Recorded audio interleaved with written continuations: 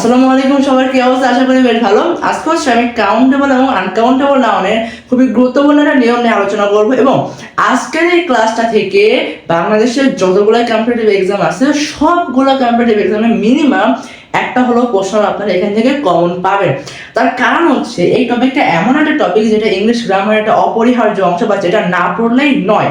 So আজকের এই ক্লাসটা সম্পূর্ণ বোঝার জন্য না টেনে সম্পূর্ণ দেখেন, তাহলে আপনারা ক্লাসটা ভালো মতো এবং টপিকটা ভালো মতো বুঝতে পারবেন। সো আনকাউন্টেবল নাউনের যে বিষয়টা সেটা হলো, আজকের যে রুলসটা সেটা হলো, আমরা একটু মনে রাখবো যে কাউন্টেবল নাউন যেটা আছে, এই কাউন্টেবল নাউনের পূর্বে আমাদের অবশ্যই একটা আর্টিকেল বসবে, অবশ্যই একটা আর্টিকেল বা ডিটারমিনার বসবে, আর্টিকেল বা ডিটারমিনার বসবে এবং এর পরে হচ্ছে আমাদের কাউন্টেবল নাউনটা হবে।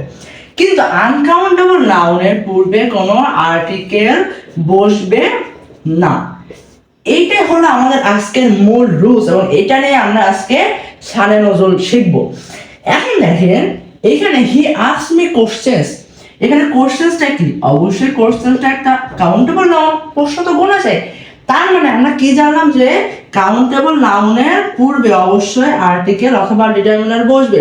সো আমরা এখানে he asked me some questions তো দিতে পারি, এনি কোশ্চেনস বা এনি বাদ দিলাম, আমি সাম কোশ্চেনসও দিতে পারি, ফিউ কোশ্চেনসও দিতে পারি, এ ফিউ কোশ্চেনসও দিতে পারি, অথবা আমি এখানে এ কোশ্চেনস বা দা কোশ্চেনসও দিতে পারি। আমরা আর্টিকেল ব্যবহার করলাম। ঠিক তেমনি আই হ্যাভ বুক, পেন্সিল এবং হলো পেন, এই তিনটাই কিন্তু আসলে আমাদের কাউন্টেবল নাউন। সো কাউন্টেবল নাউনের পরে আমাদের অবশ্যই একটা আর্টিকেল বসবে, সেটা বসেছে। সো এই সেন্টেন্সটা রাইট। পরবর্তী সেন্টেন্সটা দেখেন নাইস ডে। এখানে নাইস ডেটা অনেকে ভাববে নাইসটা তো অ্যাডজেক্টিভ, এটা নাম কোথা থেকে হলো? আসলে কিন্তু না, এখানে নাইস ডে, এই ডেটাকে আমাদের কাউন্ট করতে হবে এবং ডেটাকে মডিফাই করেছে নাইস। দরকার নাই, আমি টোটাল নাইস ডেটাকেই ধরবো যে নাইস ডে, সুন্দর দিনকে কিন্তু আমরা গণনা করতে পারি। সো গণনা যদি করা যায় সেটা কাউন্টেবল নাউন এবং কাউন্টেবল নাউনের পূর্বে আমাদের অবশ্যই একটা আর্টিকেল বা ডিটারমিনার বলবে। শুধু এখানে আর্টিকেল এ বসেছে, সো আমাদের সেন্টেন্সটা রাইট। কিন্তু ঝামেলা বাদে হচ্ছে আনকাউন্টেবল নাউনের ক্ষেত্রে। তার কারণ হচ্ছে এখানে দেখেন I need furniture, I need A furniture, দুইটাই কিন্তু আসলে ভুল। তার মানে আমরা যে দেখলাম যে আনকাউন্টেবল নাউনের পূর্বে কখনো আর্টিকেল বসে না, তার মানে কি আনকাউন্টেবল নাউনের পূর্বে কিছুই বলবে না, ফাঁকা থাকবে। তার মানে আই নিড ফার্নিচার, তাহলে যেটা সঠিক হওয়ার কথা এই রুলস অনুসারে। আবার এই রুলসটা যদি মেনটেন করে তাহলে আমাদের আই নিড এ ফার্নিচার এটাও সঠিক হওয়ার কথা। কিন্তু আনকাউন্টেবল নাউনের পূর্বে যখন আর্টিকেল বসে না, তাহলে এই সেন্টেন্সটা আমরা বাদ দিতে পারি। তাহলে এই সেন্টেন্সটা কেন ভুল? ভুলটা হচ্ছে ছোট্ট একটা জায়গা, এখানে ফার্নিচার আমার প্রয়োজন। ফার্নিচার, ফার্নিচার আপনাদেরকে জাস্ট আমি ছোট্ট করে বোঝাই। ধরেন আপনার বাসায় সোফা, টেবিল, চেয়ার এবং বুকশেলফ আছে। সো এই চারটা বস্তু বা চারটা আসবাবপত্রকে আপনার ফার্নিচারের ভিতরে না? তারপরে পৃথিবীতে যত এরকম ফার্নিচারের ভিতরে অংশ আছে, আপনি কি সবগুলাই কিনতে পারবেন? আপনার সবগুলাই প্রয়োজন? আসলে কিন্তু না।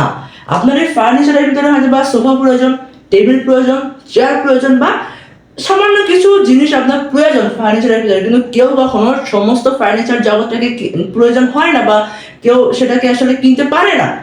যে কারণে আমাদের এর পূর্বে আর্টিকেল তো বসবে না এবং এর পূর্বে অবশ্যই একটা ডিটারমিনার বসবে। সো আমরা বলতে পারি, কি বলতে পারি? ডিটারমিনার বসবে একটা আনকাউন্টেবল নাউনের পূর্বে। এবং আনকাউন্টেবল এবং কাউন্টেবল নাউনের পূর্বে কোন কোন ডিটারমিনার বসবে এখানে আমার চ্যানেলে একটা ভিডিও দেওয়া আছে, সেই ভিডিওটার লিংক আমি ডেসক্রিপশন বক্সে দিয়ে রাখবো, সেটা দেখলে আপনারা একদম ক্লিয়ার হয়ে যাবে। সো তারপর আমি কিছু জিনিস বলে রাখি যে ধরেন যে কোথায় লিখবো, ফিউ, ফিউ বসে হচ্ছে কাউন্টেবলের ক্ষেত্রে, কিন্তু লিটিল বসে হলো আনকাউন্টেবল নাউনের ক্ষেত্রে। ঠিক তেমনি এ ফিউ বসে হলো কাউন্টেবলের ক্ষেত্রে, এ লিটিল বসে হলো আনকাউন্টেবল নাউনের ক্ষেত্রে। কিংবা সাম, এই যে সাম বলি না আমরা, এই সাম কিন্তু আসলে কাউন্টেবলের ক্ষেত্রে ব্যবহৃত হতে পারে, আনকাউন্টেবল নাউনের ক্ষেত্রে ব্যবহৃত হতে পারে।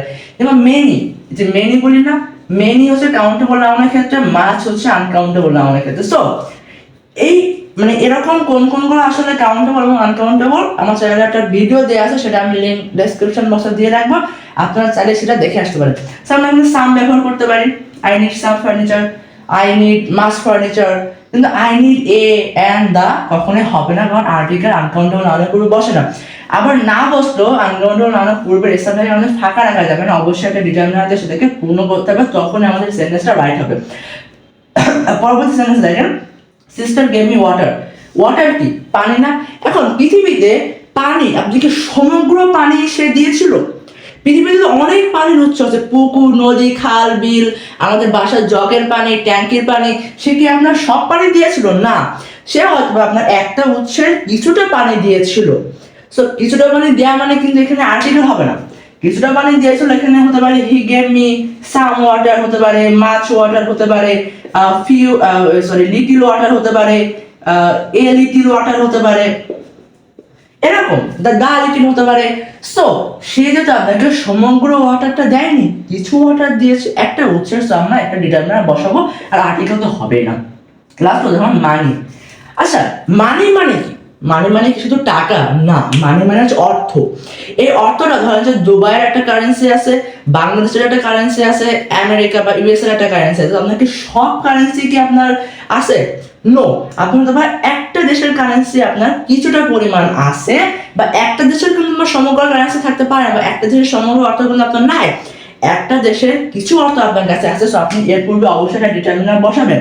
আপনি এখানে আপনি এখানে লিটিল বসাতে পারেন, বা মাছ বসাতে পারেন, ইত্যাদি ইত্যাদি। কিন্তু আর্টিকেল, আমাদের দা আর্টিকেল কখনোই হবে না। এখন আমরা দেখলাম যে কাউন্টেবল এবং আনকাউন্টেবল নাউনের যে ডিটারমিনারের যে ব্যবহারগুলো, সেগুলো আসলে কোথায় কেমন হচ্ছে। তো আজকের ক্লাসটা এই পর্যন্তই, অনেকক্ষণ বকাবকি করা হলো। তো ক্লাসটা কেমন লাগলো অবশ্যই কমেন্ট করে জানিয়ে দিবেন, এবং আপনারা সামনে কোন টপিকের উপর ভিডিও চান সেটা লিখবেন, আমি যাতে পরবর্তীতে সেটা বের করে ভিডিওটা বানাতে পারি। এবং সবাই ভালো থাকেন, সুস্থ থাকেন, অন্য কোনো ভিডিওতে দেখা হবে। আল্লাহ হাফেজ।